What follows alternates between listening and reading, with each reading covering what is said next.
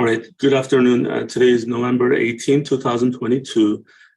This is United Medical, UMACO. My name is Kemal Erkan. This is our weekly event, and today we'll cover our COVID updates from the RCM, Revenue Cycle Management. We have a collection workflow topic discussion with Muriel. And we have an election update. I'll cover that with Sean Dunnigan from our office. John is one of our executive directors. And we'll be starting now. So, all right. So, while Sean is off today, I think he is watching some football game in Michigan, apparently. So, well, he should be able to do that, right? So, okay, now let's look at the agenda. And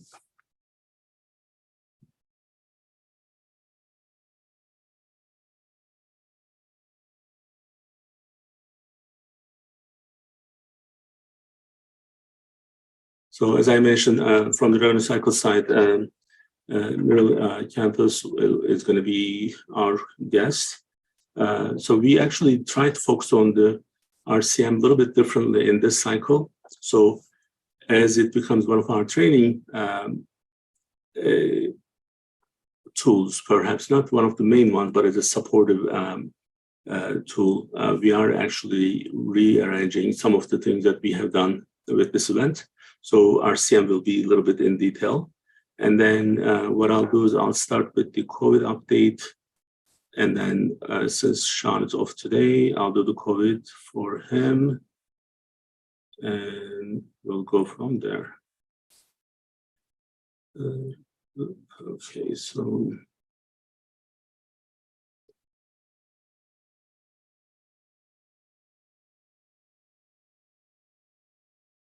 Well, actually, John, maybe I'll let you in now so that we can actually talk about this flu season a little bit with the COVID. So you have done so much with our providers. So what we know about COVID these days, so the numbers are kind of like it's expected. It looks like if they are kind of under control, but that's not, I wouldn't say that it's under control. I think it's just normal for the season that we are in. So I think, I keep saying this again and again, but the most important thing is going to be the preparation for the winter season coming. And I mean, just this week, we are already experiencing very cold weather. And I think December, everything is going to restart maybe, or it's going to gain some, maybe more power. I'm talking about flu season and maybe even for the COVID. So although numbers are okay, what we are not okay with is, at least from my side, I can say this, people who are, the way that we socialize, the way that we used to take precautions for COVID, those being out is going to have some impact on the flu season. And most people may not actually pay attention, but the flu season is a time where in a range of 40,000 to 80,000 people lose their lives every year. So because of the COVID, we didn't pay much attention to those before, and we didn't have this event before, so we didn't have to pay more attention. So how are you guys doing on your side? I know, supporting the providers is one major issue, but from the socializing, how is that happening from your side? We have not made any changes to try to socialize less or anything like that. I think that it's very slow down. I think it's at this point mainly those that are immunocompromised or older that are most at risk. So although yes, there will be lots of people catching the flu, I don't myself feel that I'm at risk to be hospitalized or worse. Well, I think, but you're already vaccinated. You have the booster. So same as me, and but we prepare better, right? So maybe we have less to worry about. We are really talking about people who are not preparing. Mhm. Did you get your flu shot? I have not. I did get mine, and so there's some work that we have to do, and even just like taking daily vitamins is important. Yeah, I have concerns with hospitals and doctors' offices not Mhm. being not well staffed and having issues with. So I think that there are still concerns Mhm. that hospitals won't be able to handle even the normal volume of.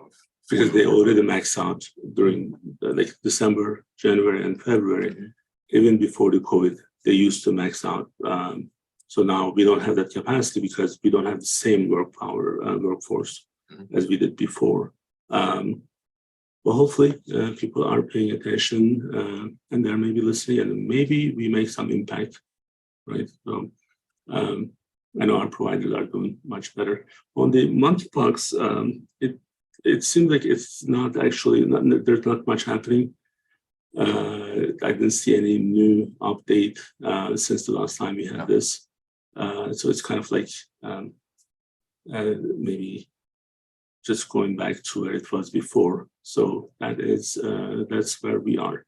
So now what I would like to do is, so John, I'm going to put you back in the waiting room, and I'll bring Muriel. All right.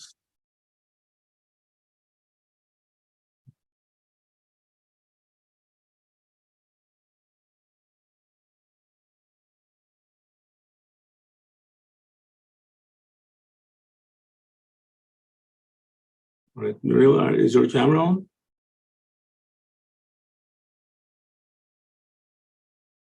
Okay.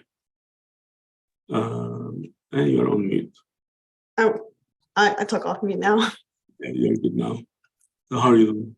Good, how are you? Good.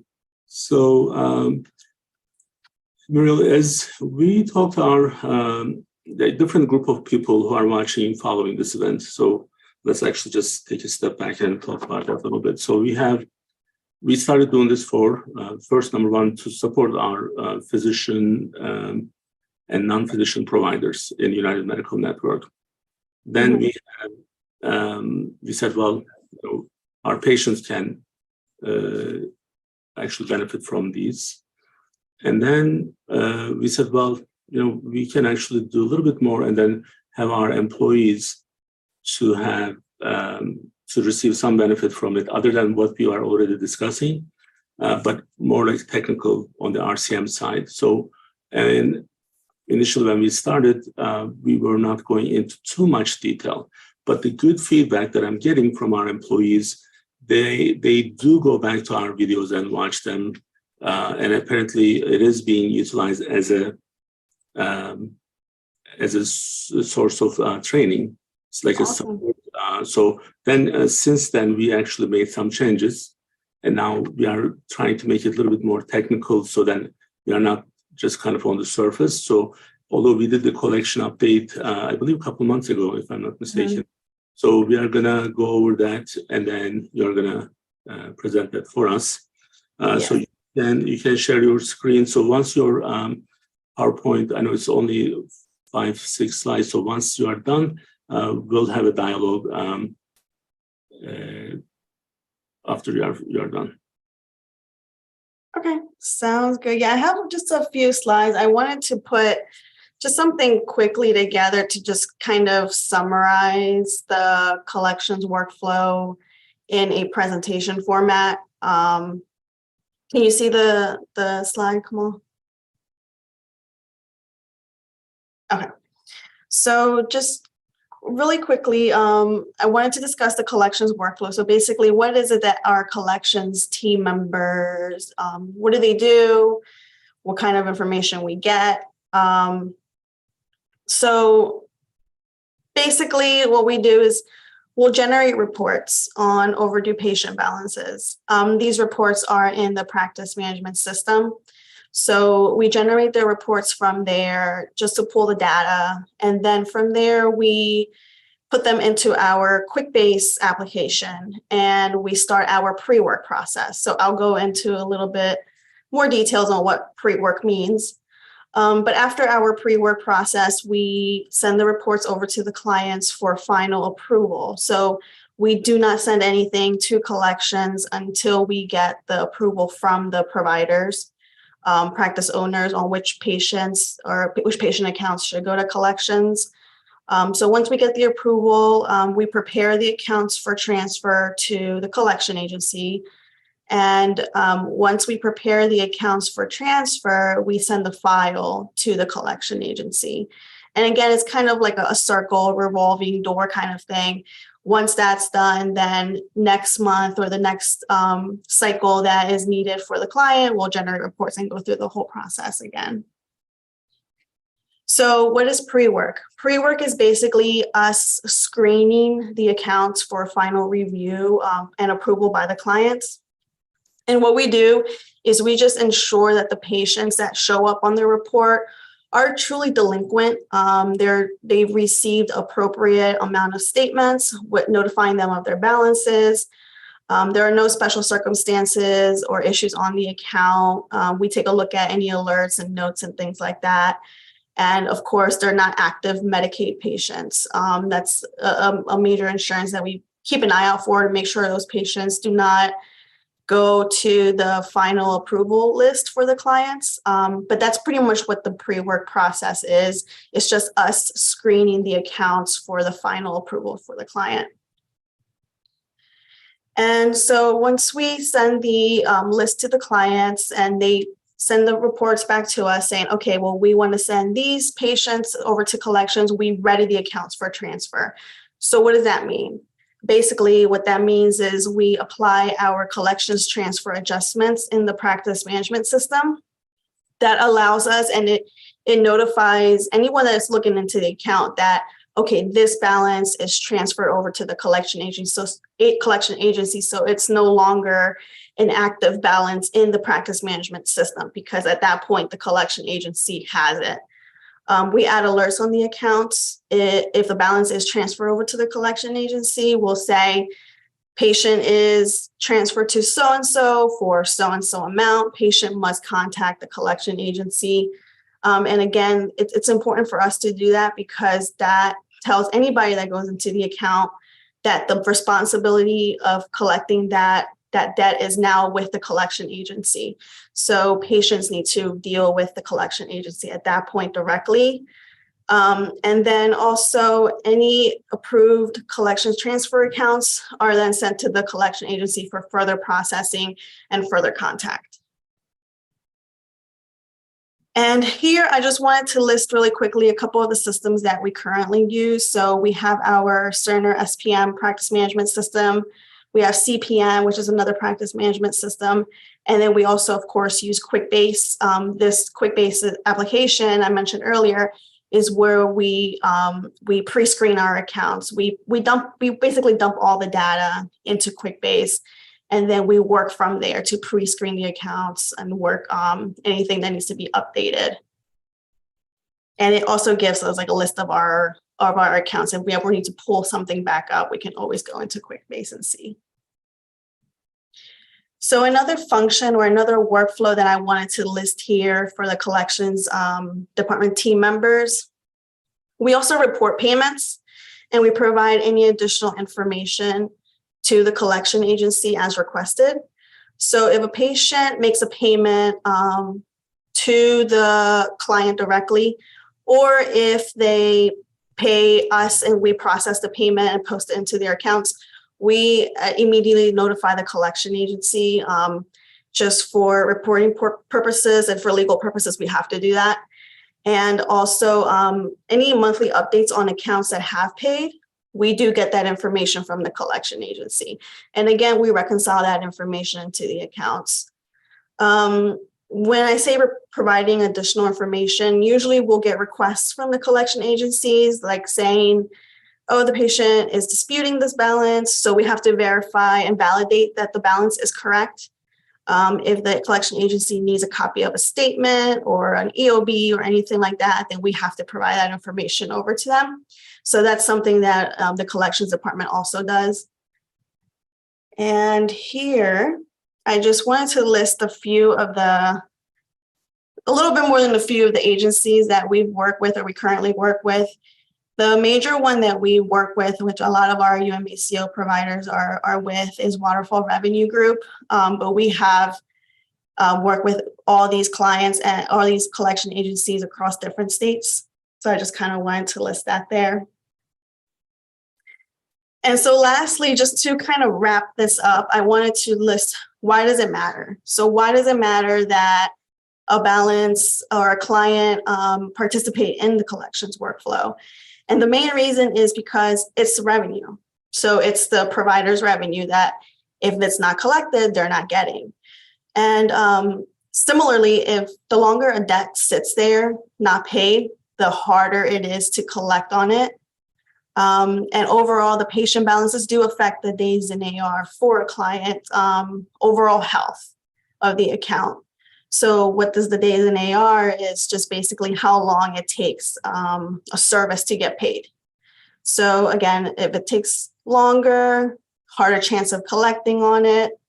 If it sits longer, your days in AR increases, which just kind of brings down the overall health and metrics of the client. So this is why I just wanted to just quickly say, it's important for providers and clients to participate in some kind of collections process to ensure that their patient balances are getting collected. And also because it's revenue. It's revenue for them and it's just sitting there if it doesn't get collected. And that was pretty much it.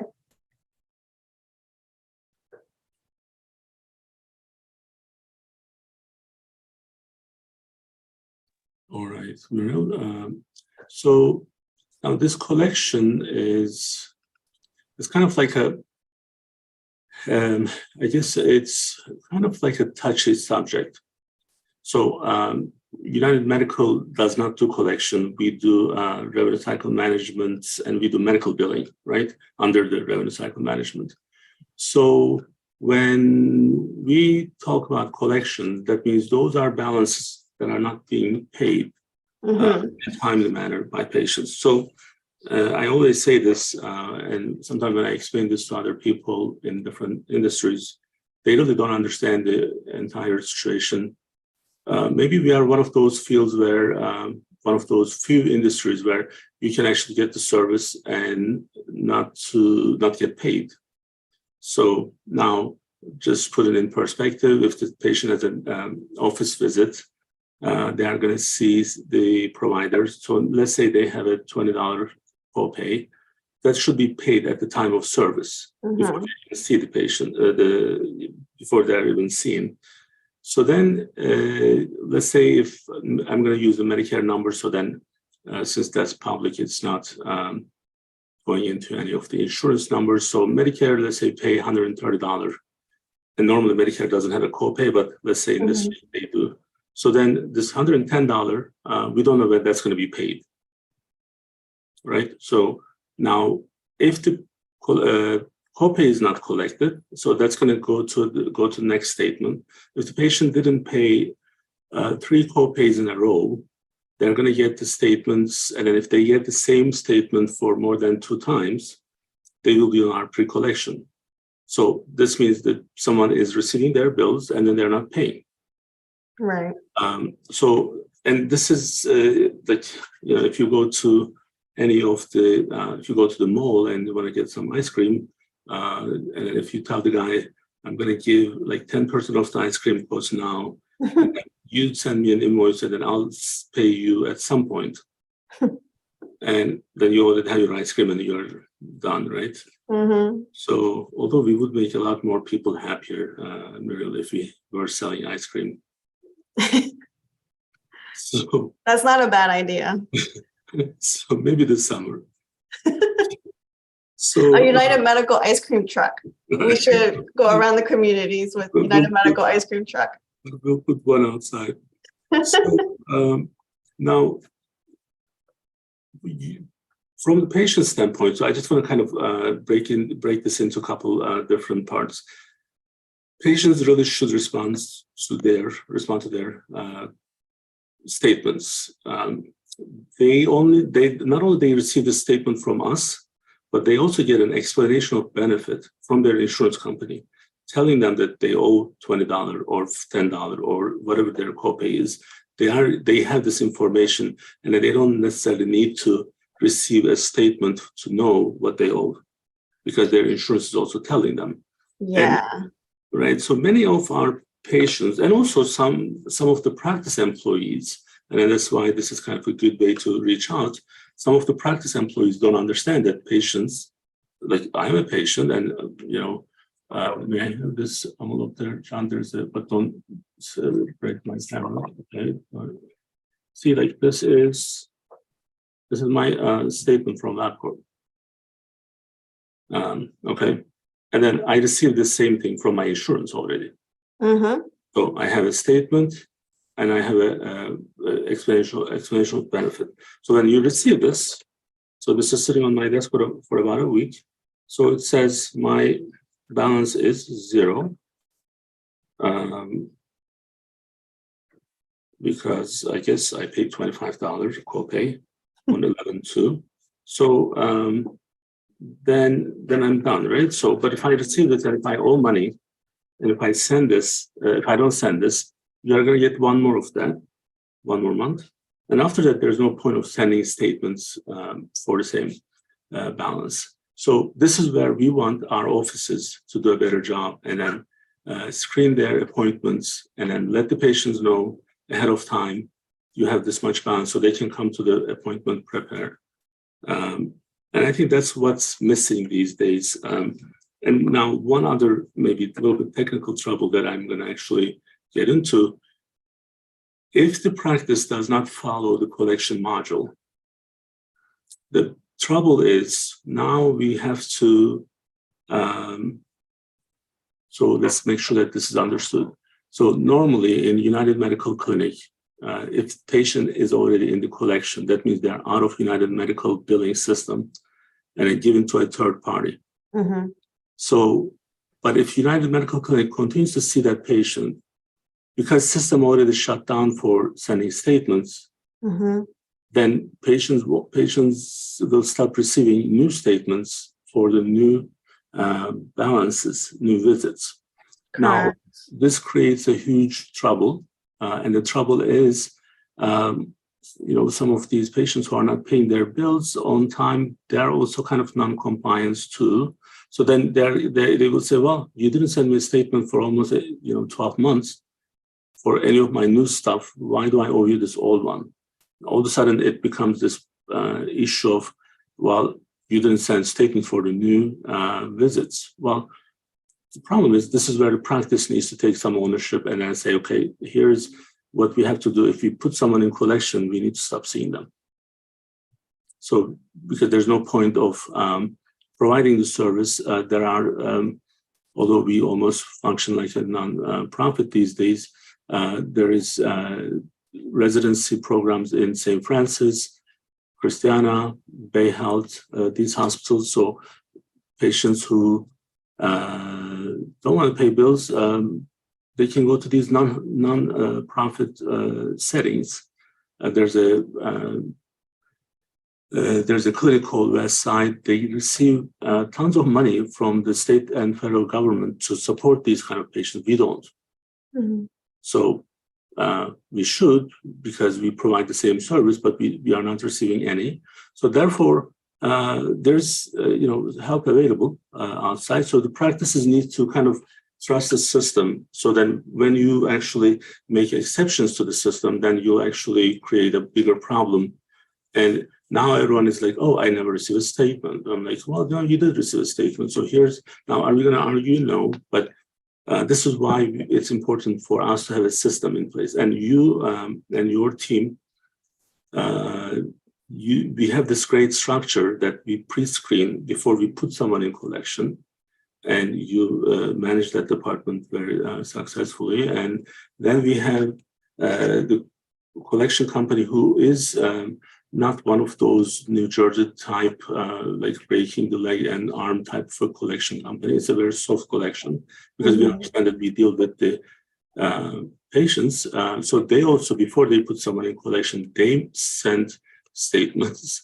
Exactly. They notify patients at least 3 times. And also, when it comes to reporting to the credit bureaus, they normally don't do that without one, written permission from the client first.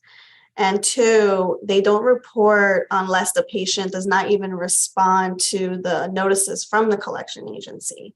Yeah. So if a patient ends up getting to that point, then they're just blatantly not really responding to any notices. But there's lots of levels of communication that do happen before anything drastic does take place. Exactly. And so that's what we are kind of like talking about here. So the workflow that we created is very safe in terms of following through and making sure that we are doing what we should be doing from the billing company standpoint. But I think there's some ownership that needs to be received and taken seriously on the client and the patient side. So when you receive a statement, don't put the statement, where did I put it now? Let's see. So it's here. So this is, again, sitting here for a week. Now, if I'm not careful, what if I don't see this for another week or two? Well, guess what? I'm going to get a second statement. I'm not going to be in collection. So now I'm going to get the second time and I'm going to ignore this. Well, then I deserve to be in collection. Now, making payments, online payments right now, it's almost all standard for all of our practices. Mm-hmm. So there's really no excuse. So we made everything that's everything in process, every functionality we have as efficient, as user-friendly as possible. So at this point, we want to make sure that when we are done with what we do and provide these reports to the clients, we expect them to process them in a timely manner, send it back. We expect our patients to pay these bills in a timely manner, so then we don't even have to talk about collections. Yeah, and I also want to just add really quickly that our goal is not to just send patients to collections. We understand we're humans. We understand, situations happen. What we really want to strive for is just communication. If, a patient receives a statement and for whatever reason they can't pay their bill at that moment, it's understandable, but at least communicate that information with us so that way we can make note of that information into the account. And then from the client perspective, it is important to make sure that the process is followed in a timely manner, because if it is not, then it makes it a lot more difficult to continually provide reports, clean reports to the client. And it just causes a lot of backtracking. So it is important that all parties kind of are held accountable and take appropriate steps to make sure that everything is followed in a timely manner. Absolutely. Well, Muriel, it's always fun to have you on these episodes. So thank you for joining us. Thank you for having me, Kemal. We are going to go to the U.S. elections, so you can watch that later. And have fun. Thank you. Bye-bye. Bye. All right, so I'm going to bring John Donnelly back. So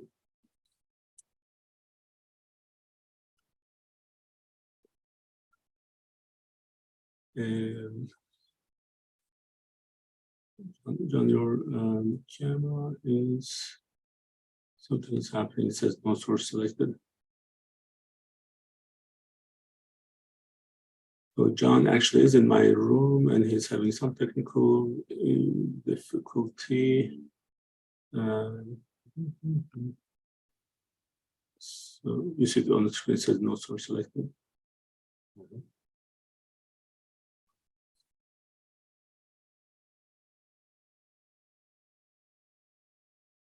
You want to maybe sign out and then just sign back in? All right, so we'll wait for John.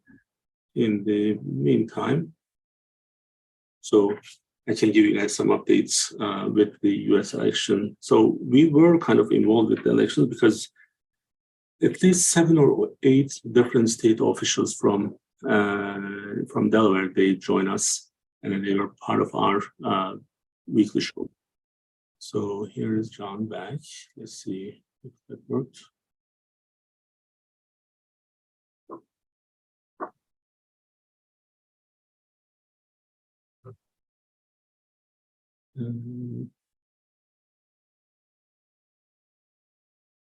It's showing a small. Also, how about on your Zoom setting?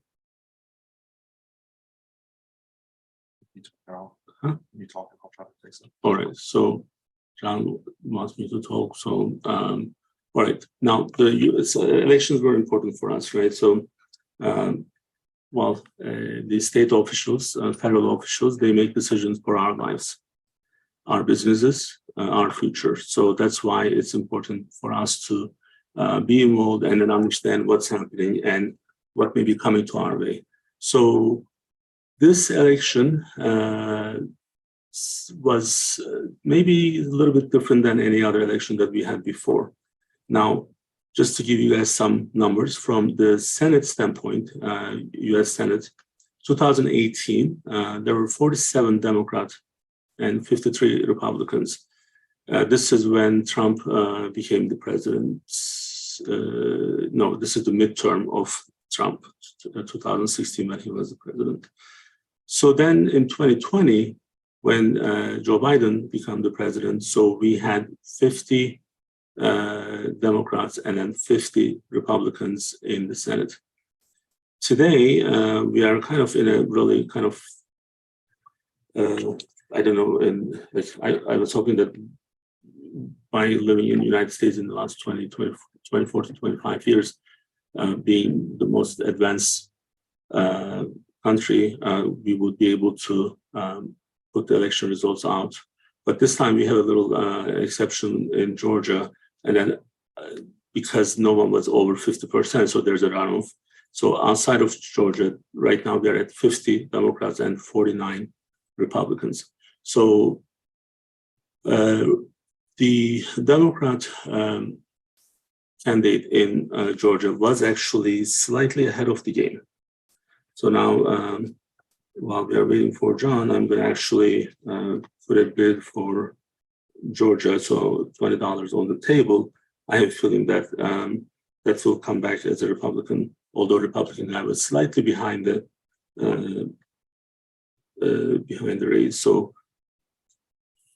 John, I can either do $20. this, right? I can either do it this way or the webcam on the. So the camera doesn't work. It has to be like this, or I can do the webcam on it. Okay, so so are you on the webcam right now? Let's see if that actually has. So, or do you want to actually just do it from your office? Sure. Yeah. Well. Okay. So John actually is in my room, like the way that we have a Sean setting is. So, but camera actually has some issues, so he's going to go back to his office and try from there. So now we are at 50, and maybe we are going to be 51 Democrats and 49 Republicans, or maybe it's going to be again 50-50. So it seems like in the Senate, there's not much difference between 2020 and 2022. When we look at the House, from 2018, things are different. So 2018 is the presidential, no, this is the midterm again. So the Democrats were at 232 versus 198 Republicans. 2020, Democrats were at 220, and then the Republicans were at 213. And then 2022, right now, so far, we are at 212 Democrats and 218 Republicans. And this is, it's not final yet, but the Republicans are the winner. So it's a slim margin, but it doesn't matter it's slim or not, because what's important is who the winner is. So now John is able to log in now. Hey, John. Kemal. All right. So since this is a live event, these things always it can always happen. So I was just giving the background on the John, the 2018, 2020, and 2022 Senate and the House, and how the the shift actually from the Senate was, it seems like, in 18, Republicans were up, but then 2020 and 2022, it's kind of like similar. Now, we still don't know what's going to happen in Georgia. And when you were having those technical issues, I put a bid for $20. So I have a feeling that Republican guy is going to come out as the winner. Okay. You want to go $100? I think it's possible he wins. I think it's going to be. Yeah, I think that the runoffs that happened 4 years ago in Georgia, they had a huge turnout. Democrats were successful in getting a lot of people to vote in order to control the Senate. I think that they'll have to slightly more difficult since the same stakes are not at play. So yeah, I do think that there's a decent chance. Are you putting the $100 then?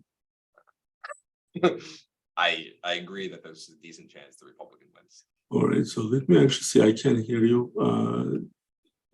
Okay, now I'm good. The PC is so far out, so I can see now. Okay, so you're not putting the. No. Should you just do 20 for fun? Sure. All right. So the House situation is different. The House was always with the Democrats since the 18. Now the first time actually they lost. Correct. Now we want to actually approach this in a couple of different ways. One is the media is painting this picture. Well, media also painted the same picture for what we were expecting with the red waves. But I think the way that they are kind of covering this story is that if the Republicans lost, now I look at the numbers, margin doesn't matter because anything over 50 is a winner, right? 50%. So if you now have the House, you are pretty much the president is pretty much handicapped, right? Correct. So, yeah, the Congress controls the money, and Congress has oversight. Now, why do you think media is covering this as the Republicans are not the winner of this, but then, Correct. I think that there are certain states that the Republicans didn't do as well as they would have hoped in. They certainly, Florida was a big win for Ron DeSantis and a lot of House seats, as well as Ohio with J.D. Vance. But there were several states that, I think North Carolina, Georgia, Michigan. There were several states that Republicans were hoping to have more of a red wave in that they, did not do as well. And so I think it's there. The media is certainly taking a victory lap. It's good that I think it's good the Republicans won some seats, but they probably didn't win as many as they hoped. Sure. So I didn't give the update on the governors. So right now it's 24 Democrats and 25 Republicans. So now you said that some states Republicans did less than what they were expecting. Now you and I we've been working together for 13 years almost, right? So 12.5, is it? Yep. So it's a long time. And then when you are interested in politics, I am as well. And we discussed these issues time to time. And then back to 2018, actually, I remember some of our, from a couple of our trips, I think it was in 2012 when we were watching some of the election debates in the hotel lobby, right? So this goes a long way. So in 2018, something happened in Arizona. This was a pretty dark red state. So then it became a Democrat. So now my personal opinion, and this is where one of the big mistakes perhaps Trump made is going after the John McCain and his family. And I think people don't like, well, to a degree, if you're attacking someone who's your equal, no problem, that's a fair fight. But this guy is almost 80-some years old. He's that time I think he died after the election, right? Mhm. And he's one of the most senior Republicans, and calling this guy out and going after his family, that's still costing Trump and the Republicans the whole state of Arizona. What do you think of that?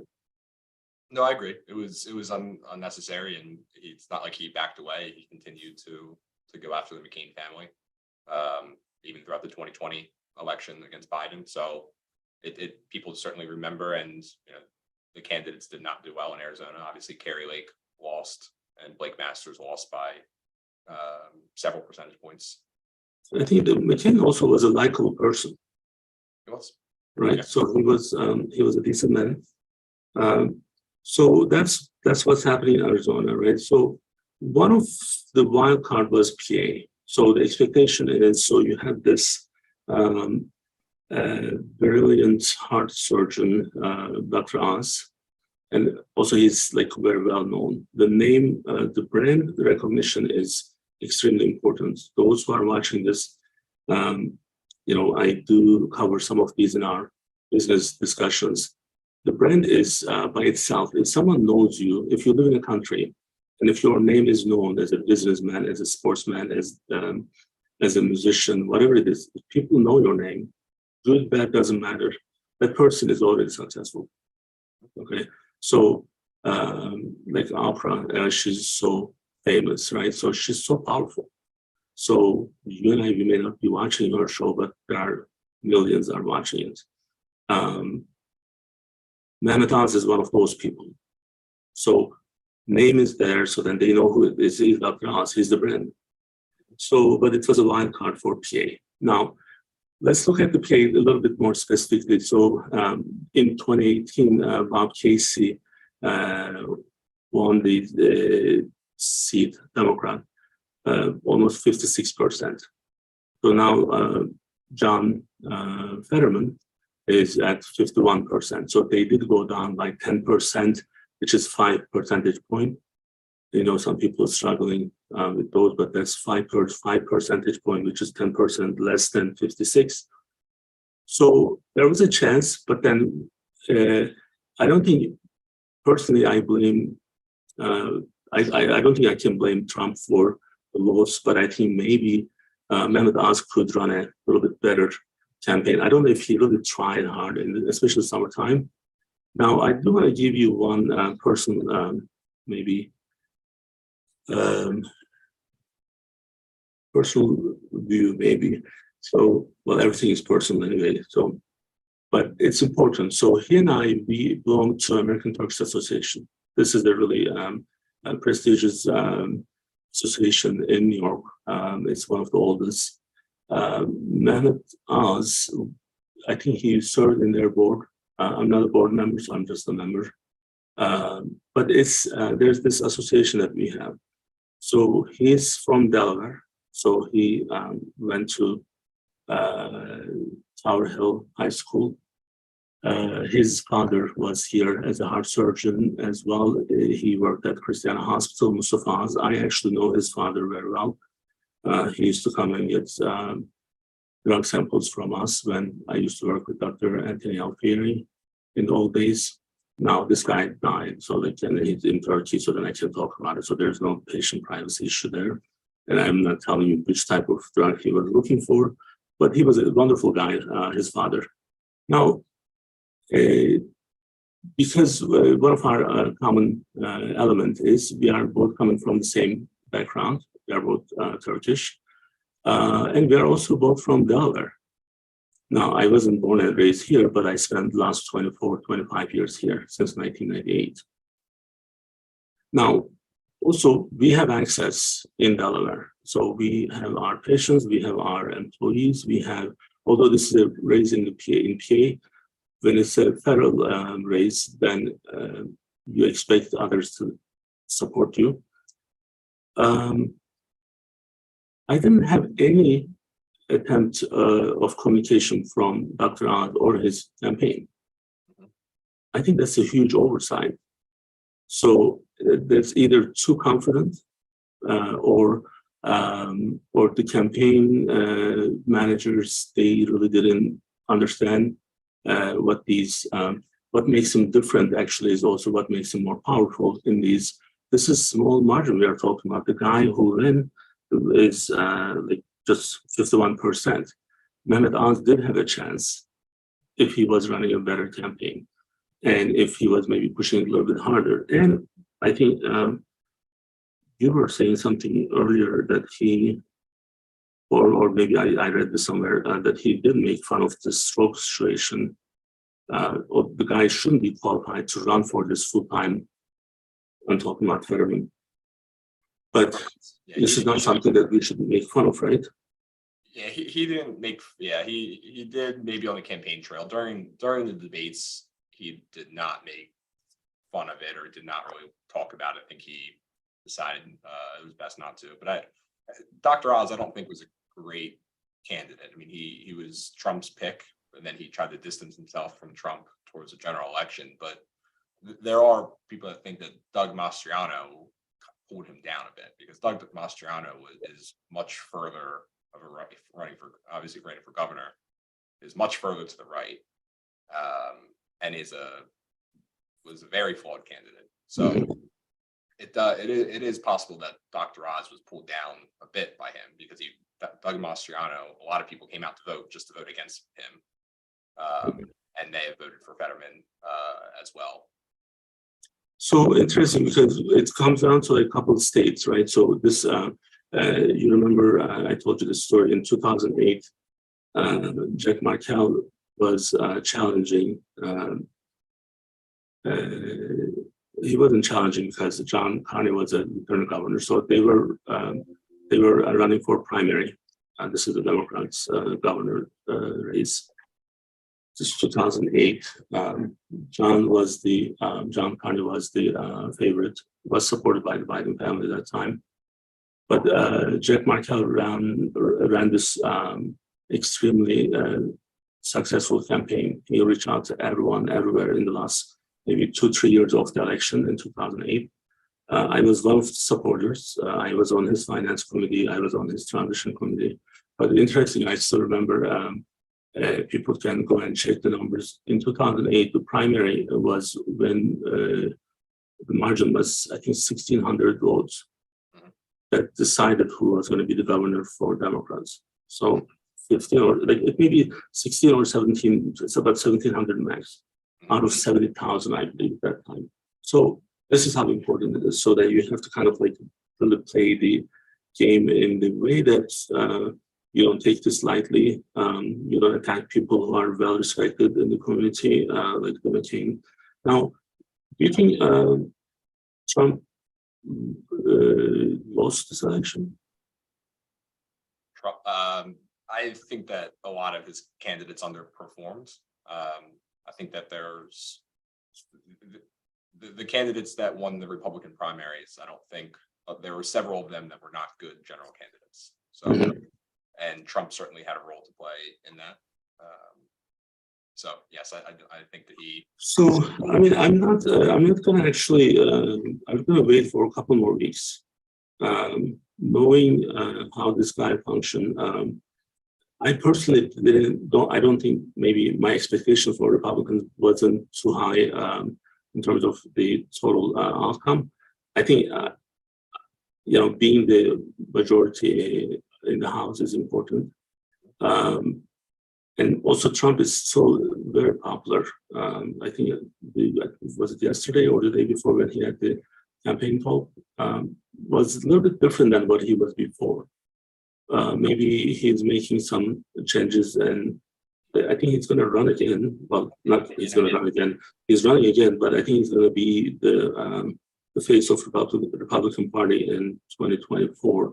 Now, one other interesting thing, this was kind of disappointing. Former Vice President Pence, his book was coming out like last Tuesday, I think. The same day he's giving this interview to either ABC or NBC, one of those. And he actually pretty much called Trump reckless and put all the blame on him. This is the guy who worked with him for 4 years, very close. Anything on that? I think that Pence's relationship with Trump was damaged on January 6th, and I don't think that it's going to be reconciled. So whether or not he tries to run for president, I don't think that Mike Pence has a long career in politics ahead of him. I think But I think he's going to run against Trump in the Republican primaries. he may try. But yeah, I think that Trump is going to struggle in any nationwide. He's certainly popular in some states and some areas, but you know, he lost to Joe Biden by 7 million votes. The electoral college wasn't close, and you look at a state like Maryland. You know, Maryland is pretty blue. Larry Hogan was a very popular Republican governor. He won his last election by 8 or 9 points. Mhm. Trump's candidate Dan Cox lost by 30 points. So in 4 years, you had almost a 40-point swing from the Republican candidates. So, but that also tells you that these can happen other way around anytime. So meaning that people are not so tied into one person or one party. But one of the maybe other important thing is the way that Hunter Biden issue was covered before the 2022 election. It was 2 weeks before, where the FBI is saying that, well, there's no evidence. Everyone, the media was not covering, and everyone was calling Trump the liar for this Hunter Biden issue, and he was not. Now it's going to be investigated. I think that made a big impact right before the 2020 election. How people actually felt about the whole situation. And this is why I'm saying that media is extremely powerful, and if it's in the wrong people's hand, this can affect who we are managed by. So I think this Hunter Biden issue is going to, especially now the House being with the Republicans, I think it's going to take a different. It's going to go to the next level. So let's see how things are going to be. But now what we know is we have a Republican House, 50% on the Senate. We don't know yet.